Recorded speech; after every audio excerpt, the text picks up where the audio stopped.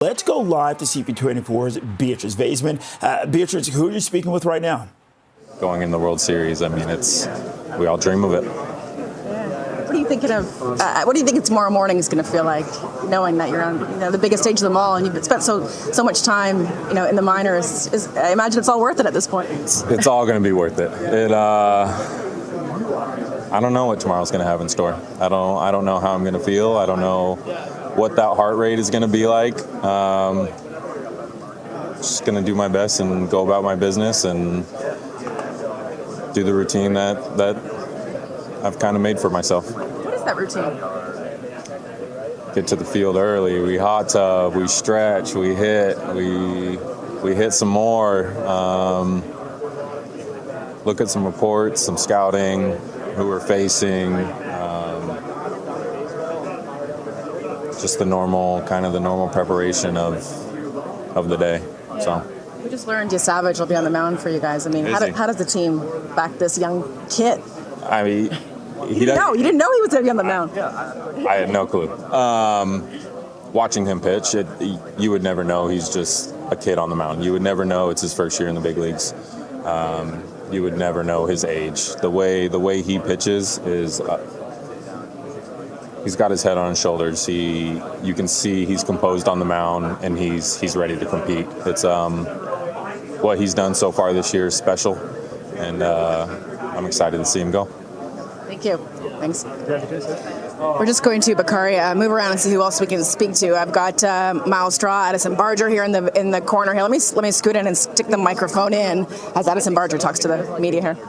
But I don't know if we feel like the underdogs necessarily a lot. I think we're super confident in our team and our ability to win games. We've done it all year. Obviously, we were the underdogs, but we were the number one seed in the American League going into the playoffs. So that's not really underdogs, I guess. So, we've done it all year. We've won a lot of baseball games. We've played good baseball.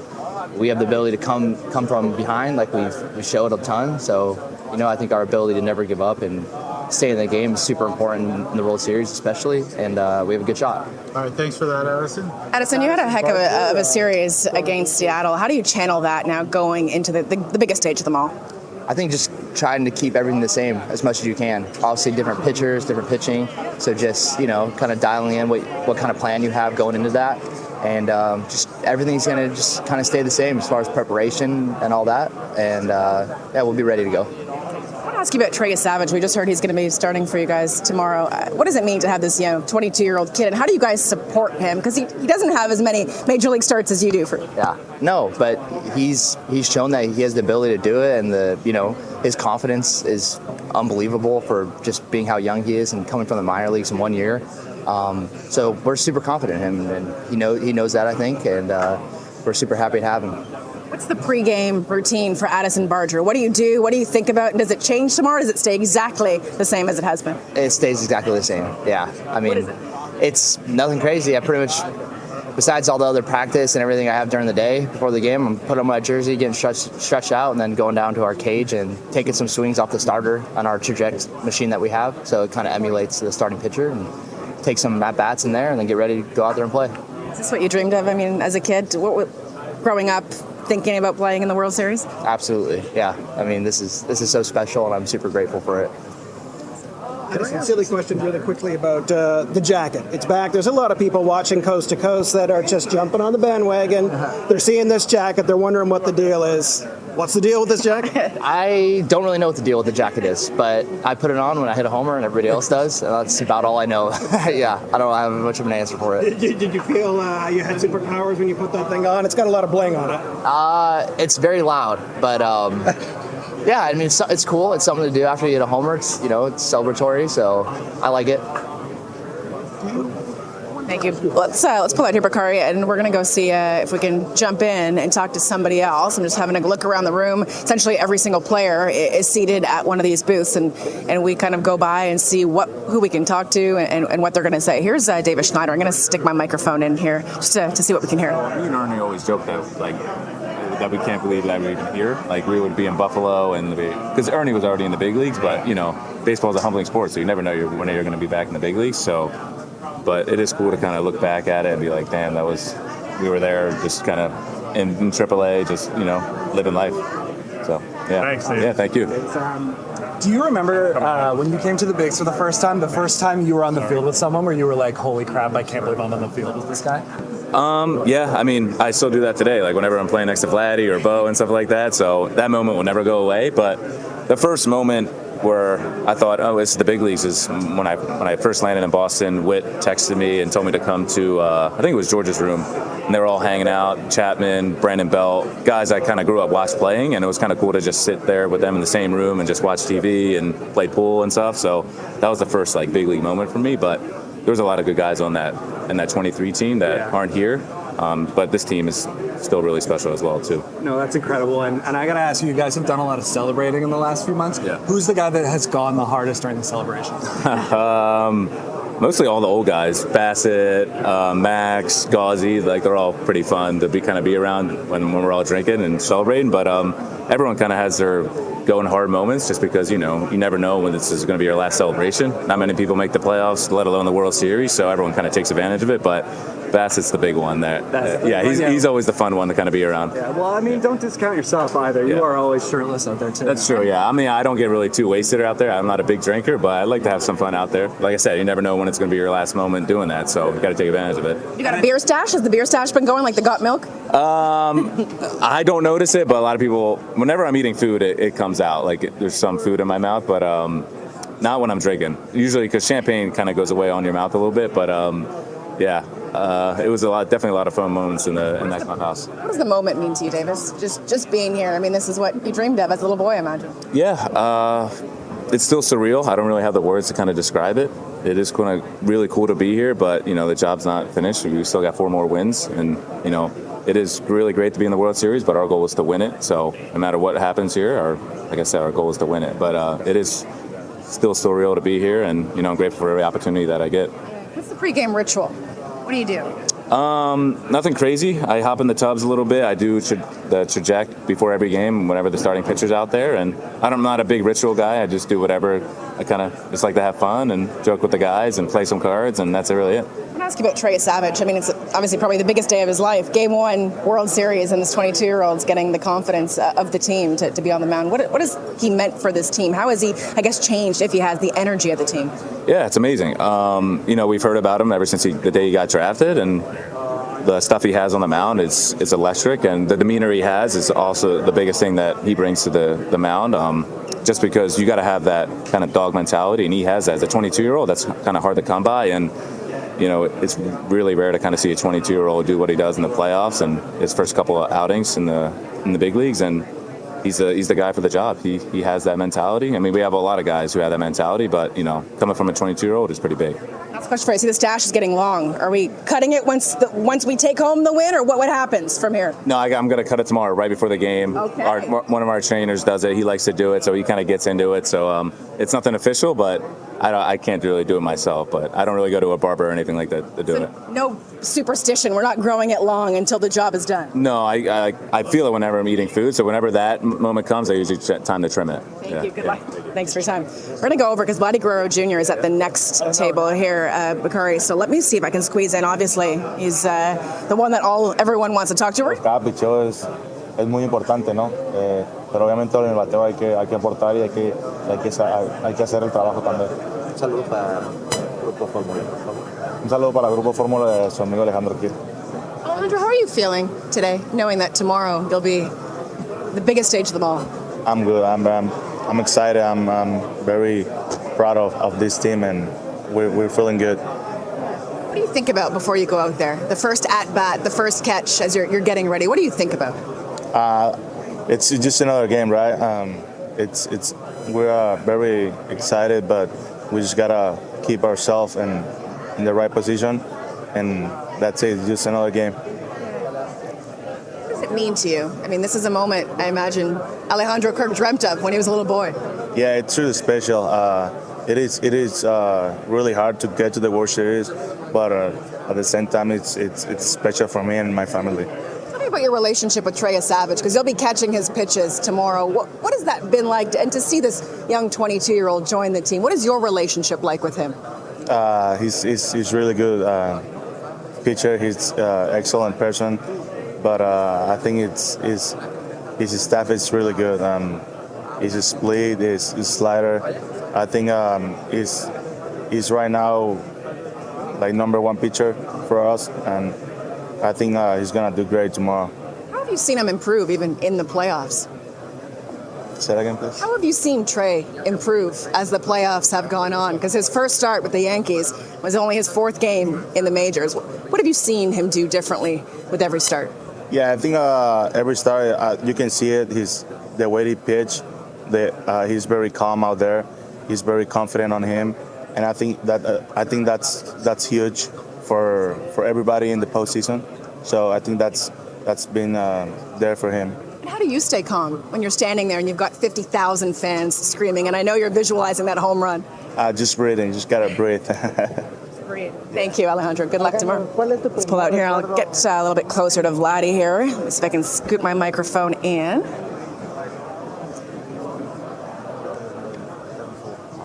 Vladimir Guerrero Jr. Vladimir. Give me a second here as we try to scooch closer.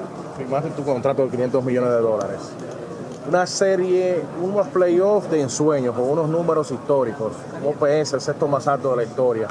Cuando ves todos estos logros, que estás a 4 partidos de ganar la Serie Mundial, ¿qué pasa por tu mente? El trabajo todavía no se ha terminado. Obviamente ganar la Serie Mundial que queremos. Me siento muy orgulloso, le doy las gracias a Dios todos los días por esto. Pero obviamente para mí el trabajo no se ha terminado. El trabajo es ganar la Serie Mundial y trataremos de dar el todo por el todo para ganar la Serie Mundial. ¿Qué ha sido lo especial de estos playoffs? Has jugado muchos playoffs, pero nunca habías tenido una actuación similar. Lo especial es que estamos en la Serie Mundial. Que ganamos a todos los que estaban al frente de nosotros y estamos en la Serie Mundial. Eso es lo especial. Por último, ¿te gusta el picapollo? Claro que me gusta el picapollo. La gente de aquí Picapollo está esperando allá en Nueva York. Bueno, yo creo que este año Nueva York no me verá porque tengo que ir a disfrutar, vacacionar con mi familia allá en República Dominicana. Pues para el otro año. Quizá. Vladi, I'm from Montreal. About your dad, I know that he write on Instagram that how much he is proud of you, all the sacrifice you did in the last year. Did you saw his message on Instagram, and what you think about this message? I mean, it's good, he feels proud of me, and to me, it's just working every day to making him proud, and he feel proud of me, and that's something I feel happy for that. A lot of people of Montreal is really proud of you. What do you want to say to the people who cheers for you in Montreal? I mean, I'm gonna say thank you, and keep cheering for us because we're gonna try to give it all, and we're gonna try to win it all. Thank you.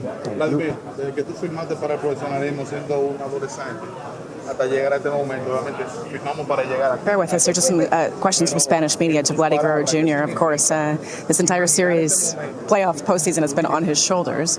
What's listening? Trabajo fuerte, la confianza en Dios, nunca rendirte y yo digo que cuando tú no te rindes y trabajas fuerte, las cosas pasan por una buena razón, una buena causa y gracias a Dios estamos aquí hoy en día. Tú y yo hablamos después que tú firmaste tu contrato de $500 millones aquí en Toronto. Y yo te pregunté que ¿qué se siente saber que tu futuro de la organización a largo plazo está asegurado? Y si eso era un empuje para tú ir un poco más lejos en el esfuerzo de empujar este equipo a la postemporada.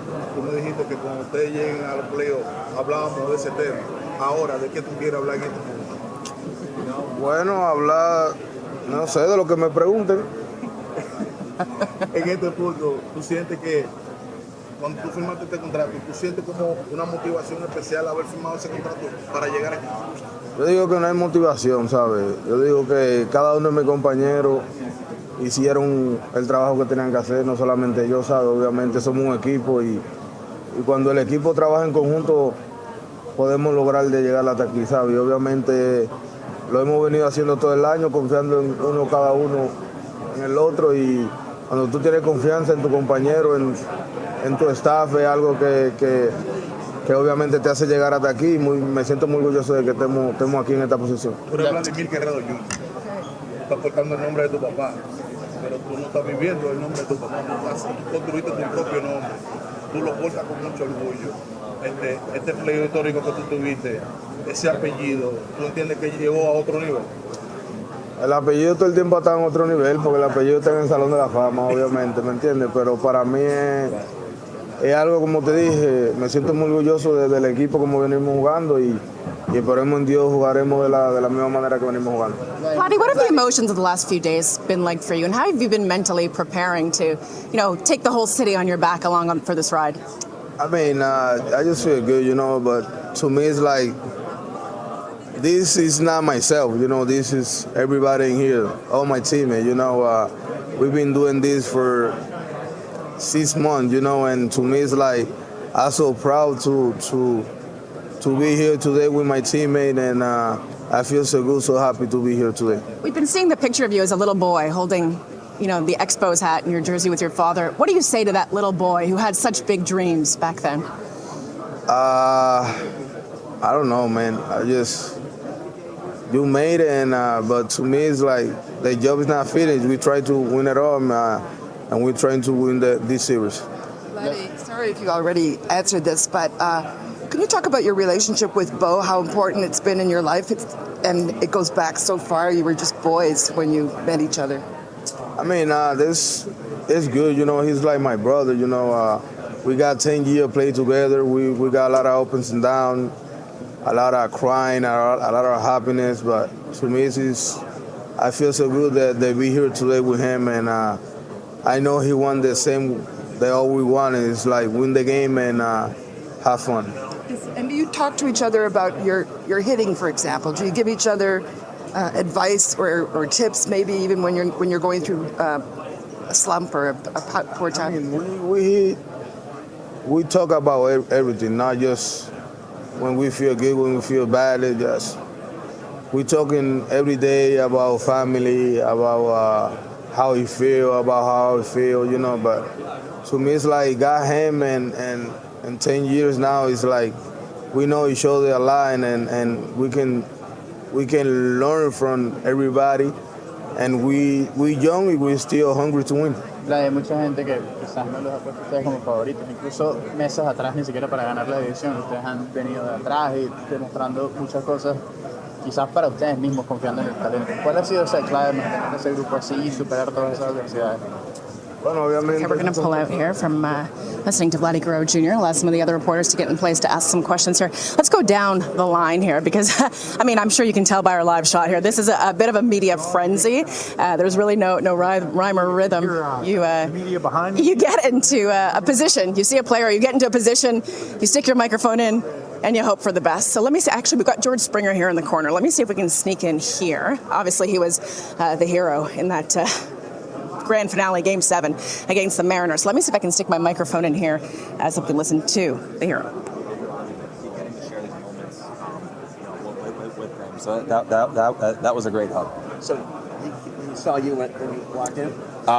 Yeah, I actually was trying to be quiet. I woke him up, and he said, he just said hi, Daddy, and he gave me a hug, and it's just an awesome moment for me. What's his name? George.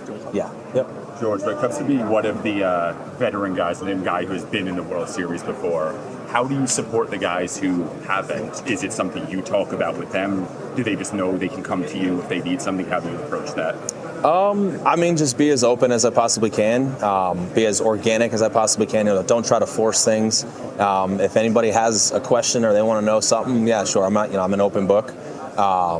I think as the day progresses tomorrow, I might find the need to say something just as a group. But I just think everybody's ready, is excited. This is just a great moment for us as a team and an organization. And if you have to say those few words to the group, what sort of thing might it be? Just enjoy it, take it in. Yeah, your standard stuff, man. Enjoy it, have fun. These are moments I remember, and when I was told early in my career, enjoy the moments, have fun, embrace them. You don't ever know if you're going to have a chance to be in this environment ever again. So enjoy it.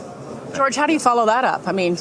What? The massive Springer dinger heard around the world. How do you follow that up?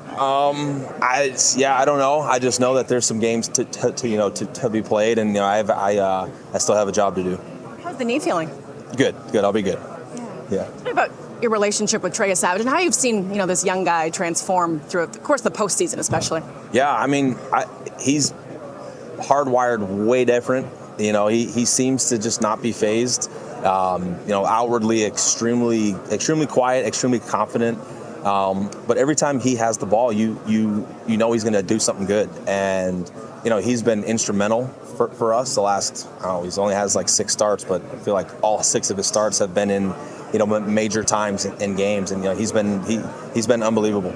We spoke to one of your old coaches who described you as an underdeveloped, I think it was 14-year-old. How did you go from being the underdeveloped 14-year-old to being the hero of Game 7 and punching Toronto's ticket to the World Series? Yeah, I mean, I was always the small guy in high school. I just grew. I don't know. Here I am today. It's funny. What do you say to that kid? Keep going. Keep going. Don't quit. Fight. Do anything that you possibly can. You what this city means to you and the way you've seen the city show up for you.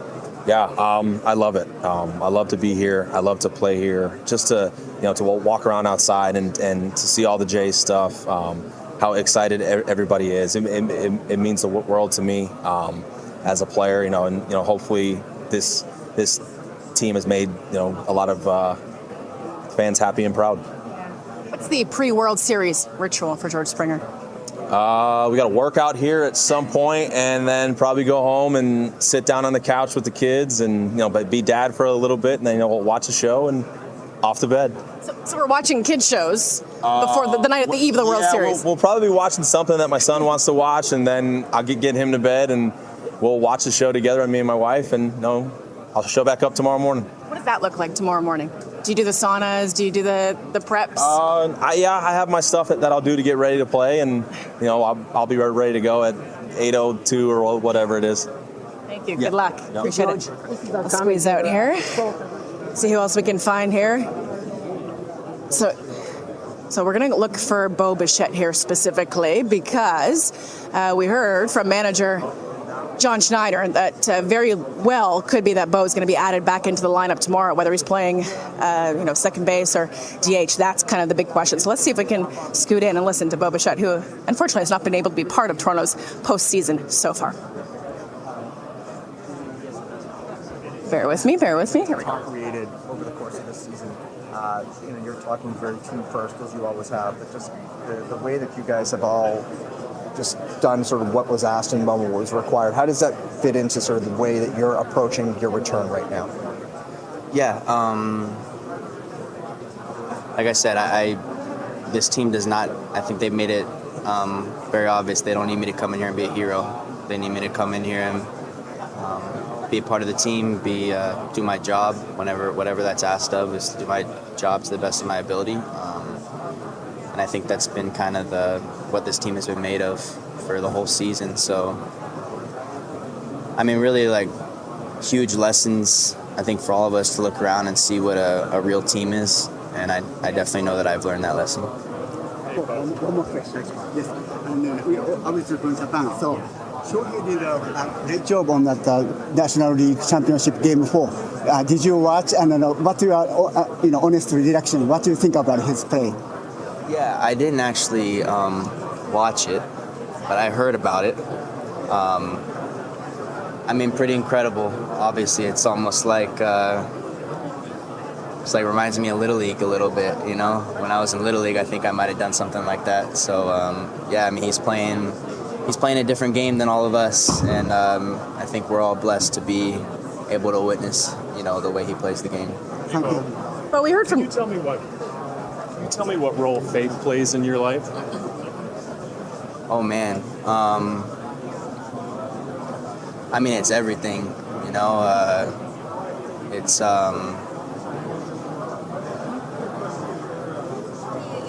just my whole life I've prayed to stay grounded through all this, through accomplishments and through failures, whatever it is, and I'll say there's no way that I could stay as close to who I have been my whole life without God.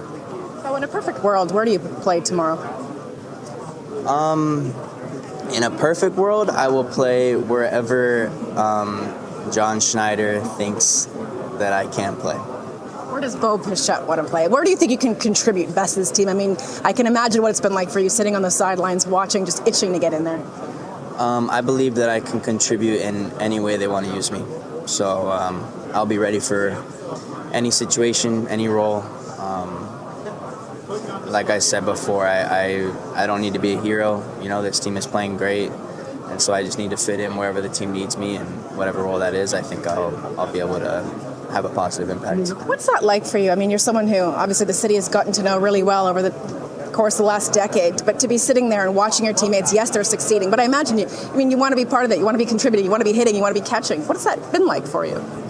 Yeah, I mean, of course I want to be a part of it, but I said before, I don't think, I think it would be a lot more difficult if we had lost.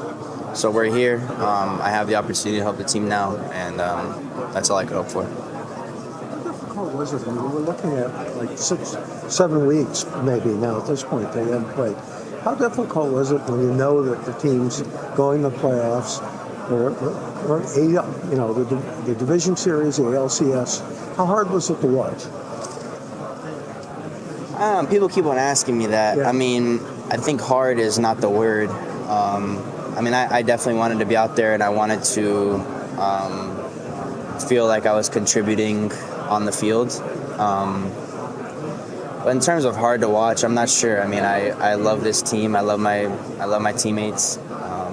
So I mean, just to watch them accomplish something so incredibly special, I don't think hard is the word. I'm sure you've been asked this, but what role do you see for yourself coming off the injury and the time away from playing? What's your expectation, or what's your hope?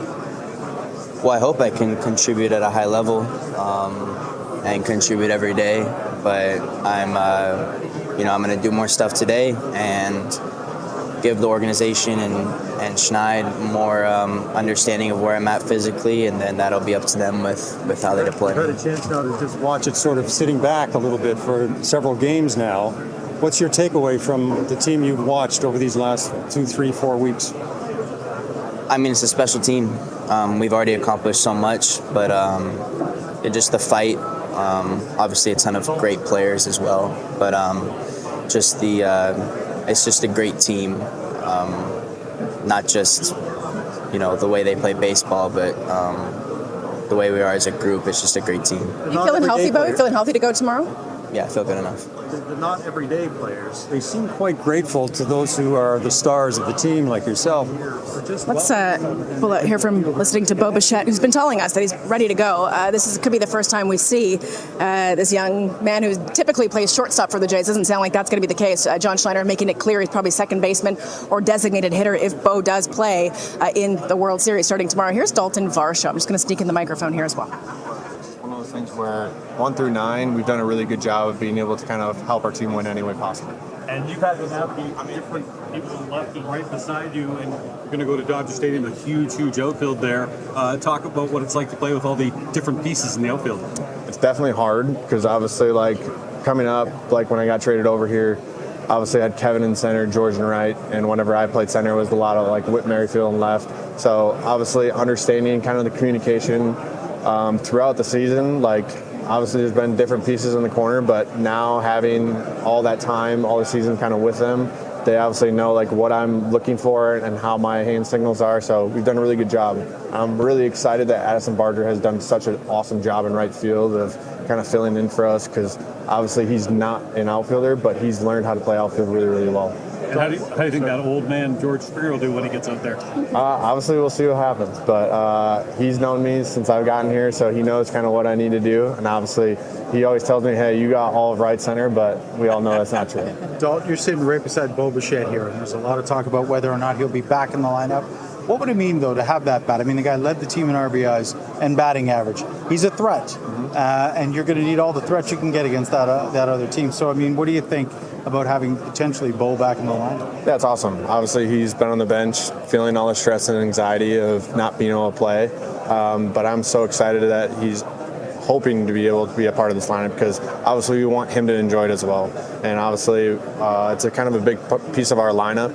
But obviously, we've done well without him. But it's one of those things where you add that bat, and it's just a total different lineup. kind of being billed as David versus Goliath here. I mean, you guys are obviously David in this scenario. Defending World Series champs. That's a stacked lineup led by Shohei Ohtani. But you guys were the underdogs in the division series. You were the underdogs in the championship series, particularly after going down 0-2, and you battled back. What is it about this team that seems to relish that role of the underdog? We've done it all year. Nobody picked us to win anything, so it was one of those things where everybody in the clubhouse knew that we were a winning team, and we just had to show everybody what we had. And so I think overall we've done a really good job of not trying to do anything more and just trusting our lineup, trusting the guy behind us, passing that baton like we've done all year, and just going out there and having fun. Like, that's kind of the big thing of our lineup and our clubhouse is, like, we're such a close, tight-knit group, and it just go out there and enjoy it, have fun, and whatever happens, happens. Daulton, does this feel like a different series, or does it feel like you're just going out there to complete the job that you've started? Yeah, I think it's just like a normal series. Obviously, like, every step of the way has gotten more kind of bigger, more anxiety, more nerves, but I think overall we've done a really good job as a group and a team of just being able to control that. You know, a lot of people, when I'm out on the street, they tell me about you guys just look like a band of brothers, just playing, you're cheering each other on, you're supporting each other. What is it like to be part of this, and how has that brotherhood grown throughout the postseason? Honestly, it's been really cool, where it's like it started in spring, we've had different guys. I didn't start with the team right away because I was recovering from my shoulder surgery, so I wasn't here all year. Then I got that hamstring injury, and then we've had different guys coming in and out of the door, the trade acquisitions we acquired. Everybody just seems to gel whenever they came into our clubhouse. So I think that kind of gives a little kind of insight of what our team's like, is that it doesn't matter who you are, we're going to bring you in and we're going to treat you like family. So I think that's one of the coolest things about our team is that we do love each other, and we honestly trust one another, and we just got to go out there and just do the same thing we've done all year. What do you say to 22-year-old Trey Savage, who gets, you know, the ultimate confidence from Schneider, from the team, starting game 1 against LA? Yeah, obviously he's came over here, and obviously I actually had the opportunity of meeting him when I was rehabbing in, Loe and Dunedin. And so obviously kind of getting to know him there. I mean, right when I came back, they asked me about him, like, what do you got on Trey? I'm like, it's honestly a dog. Like, he's just one of those guys where it's just like, he eludes confidence, but he's so quiet. He's so reserved, and it's not like he's so humble about himself where he's just going to go out there and execute his plan. And that's one of the coolest things about him. You don't see a 22-year-old being able to kind of have that kind of confidence and trust in himself of going out there and executing what he needs to do. Speaking of young Daulton Varsho as a kid, I mean, what do you say to that kid now that you're going to the World Series? Go have fun and enjoy it, because it's going to be an awesome experience, and obviously you don't get this very many times in your life. And honestly, I kind of feel for my dad, because obviously he got to this point where he got to Game 7 in the championship series and lost. And so obviously for him, I think I'm going to enjoy it for him as well. What has that conversation been like with your dad? What did he say to you when you made it? He was so emotional. He cried. John Morosi actually asked me, he goes, hey, what is your dad going to do if you guys do win it? And I was like, he's probably going to cry. But he was very emotional, but it was one of those coolest things where it's like, wow, I kind of like fulfilled something that like he wasn't able to kind of do himself. Living it vicariously through. Is he going to be here tomorrow night watching? Yes. Thank you. Good luck. Thank you. Thanks. All right, Daulton Varsho living out his father's World Series dreams. Certainly that's obviously a big deal. His dad, you heard him say they're making it to Game 7 just before in his division and wasn't able to make it. And now he gets to be proud of his son, you know, someone who's contributed tremendously to the Jays, to this organization since he got here, and especially in this postseason. Jamie, I know you're standing by in the newsroom. We're going to keep walking down the line here, talking to some of these players and guys. I've got my eye on Shane Bieber down here. I see Ernie Clement, who's my personal favorite. I'm just going to say he's like the cheering squad of this team. He's been contributing. He's been grinding it out in the minors. And now here he is on the grandest stage in them all here at the World Series. Back to you. You know, B, first off, a great job doing the rounds on all the players. And, you know, this is just, it's been 32 years since we've been at the World Series, and you just never know if when you're going to make it there again, and just it's clear that these guys are kind of soaking up the moment. It's as big as it gets, Jamie. It doesn't get bigger than this moment. You know, for guys like, you know, you just heard Daulton talking about his father's pride. That's a big deal for Vladdy, the kid who, you know, the photo has been making its way all around social media. Just, you know, a 3 or 4 year old Vladdy in his father's, you know, replica, almost Expos jersey, holding a hat. I asked, you know, Vladdy, what do you say to that kid? He said, you made it. And so this is what dreams are made of. This right here is what dreams are made of. And that's why all these guys are just sitting here. They're soaking it in. They're relishing in the moment because it is a huge moment. And they've got the city behind them all the way. Jamie. Not just the city, the country as well. Beatrice, Vaisman, great work out there. We've got Ernie Clement sitting here. But I've really just enjoyed being out here, and coming through for your teammates is the best feeling in the world because they pick me up when I don't come through, and that's kind of what being on a team's all about. So anytime I can come through for them, it means a lot. Another guy who never lets the moment get too big for him is Springer, obviously. He's a couple days removed now from the home run. What have you, now you've had a couple days to think about it, what do you think about that home run, and what do you think about what he's been able to do throughout his career in October? Yeah, that's the coolest baseball moment I've ever been a part of. I don't know if it's the coolest he's been a part of because it seems like he comes through in situations like that, year in and year out, especially, with his time with the Astros. But yeah, I think he leans on his experiences as well. Nobody's more confident in those spots than him, just because he's been there before and he's had success in the past. So he's a guy you want up in those spots. The Mariners have one of the best starting rotations in baseball. Dodgers do too. So does that kind of help you prepare for this upcoming series and the challenges that the Dodgers will have for you? Yeah, all you're facing are elite arms at this point. So we're ready to roll. We have our team identity and offensive identity that we're going to stick to, and it's the best against the best. So we'll enjoy it. Does it help how much you've worn out elite starting pitchers just over the course of the entire year, not just in the postseason? Yeah, that's why we've had success. It's a guy throwing 100 pitches in 5 innings is that wears you down. It wears you down. It wears your bullpen down. So if we can keep doing that, that'd be great. Ernie, have you allowed, I guess, the magnitude of this emotion to actually set in yet? Or are you waiting for the conclusion of the World Series for that? Yeah, I think so. I think I have to kind of push that off a little bit. We still got some work to do, but it's been really fun. I've really enjoyed it, and couldn't be with a better group of guys. I think you've quickly become a lot of people's favorite Blue Jays player. What does it mean for you to have the city, the whole country behind you? Oh, it means a lot. It means a lot. I love playing here. I love every single person I've come into contact with in Toronto, in Canada, has been so cool and so supportive. And, it's a real privilege to play for these guys. It's awesome. What's the pregame ritual? Do you have, or does it change for the World Series? It's definitely not going to change. I got the coffee, the iced coffee that I drink before every game. So I'm going to keep that rolling. Keep caffeinated. Thank you. Good luck. Thanks, Ernie. Thank you. As we're just being told that they're wrapping up the availability here. We've got actually Kevin Gossman just coming up behind us. Let me see if I can just get one quick question to him as he walks right by us here. Of course, he started both game ones of the series against first New York and then against Seattle. Kevin, we're just up live on CP24. All right, hard stop. They call it a hard stop for a reason. So obviously, listen, the magnitude of this is not missed on anyone in this room here, Jamie. People know it. People feel it. Let me see, actually, if I can get a word in here with Pete Walker. Pete, forgive me. I know how I'd say that. Forgive me. We're just up live on CP24. Tell me about the strategy going in to the World Series against, Goliath.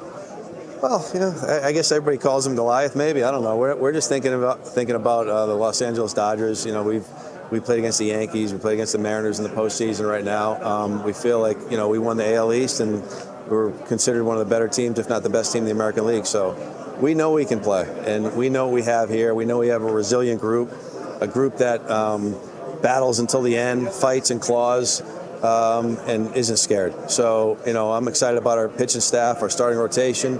Our bullpen has come together for this postseason, which has been great. And, obviously our offense. We have what I consider one of the best offenses I've ever been around. I've been in this game a long time.